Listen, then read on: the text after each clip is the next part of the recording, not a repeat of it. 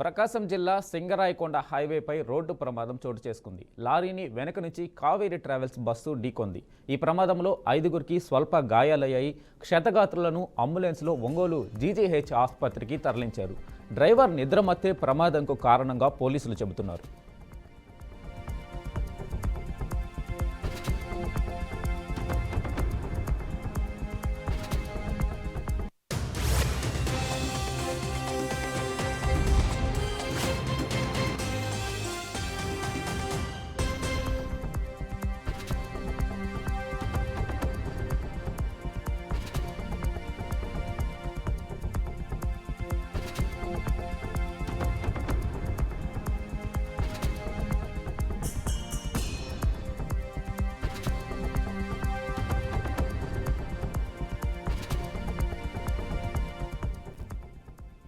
ప్రకాశం జిల్లా సింగరాయకొండ హైవేపై రోడ్డు ప్రమాదం చోటు చేసుకుంది. లారీని వెనక నుంచి కావేరీ ట్రావెల్స్ బస్సు ఢీకొంది.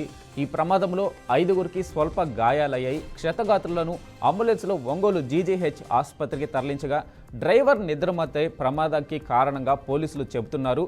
ఇక దీనిపై పూర్తి సమాచారం మా ప్రతినిధి కుమార్ అందిస్తారు. కుమార్, వెంకట్, సింగరాయకొండ హైవే మీద ప్రమాదం తప్పింది అనుకోవచ్చు. ఈ రోజు ఉదయం తిరుపతి నుంచి హైదరాబాద్ వెళ్తున్న బస్సు ఏకంగా 4 గంటలప్పుడు ముందర వెళ్తున్న లారీని ఢీకొనడంతో బస్సు ముందర భాగం మాత్రం ధ్వంసమైంది. ముందర సీట్లో కూర్చున్న వాళ్ళకి స్వల్ప గాయాలు కావడంతో ఒంగోలు 108 లో ఒంగోలు జీజీహెచ్ కి తరలించారు.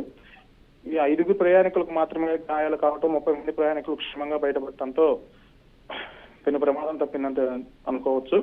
డ్రైవర్ నిద్రమత్తు కారణమని పోలీసులు భావిస్తున్నారు. పూర్తి స్థాయిలో విచారణ చేస్తే కానీ అది ఏది జరగదు. అంటే హైవే మీద మంచు కూడా పడుతుందని చెప్పి స్థానికులు చెప్తున్నారు. డ్రైవరు తిరుపతి నుంచి రావటం, సింగిల్ డ్రైవర్ గా ఉండటం మాత్రమే జరిగిందని ప్రయాణికులు కూడా ఆరోపిస్తున్నారు. Venkat, okay, right.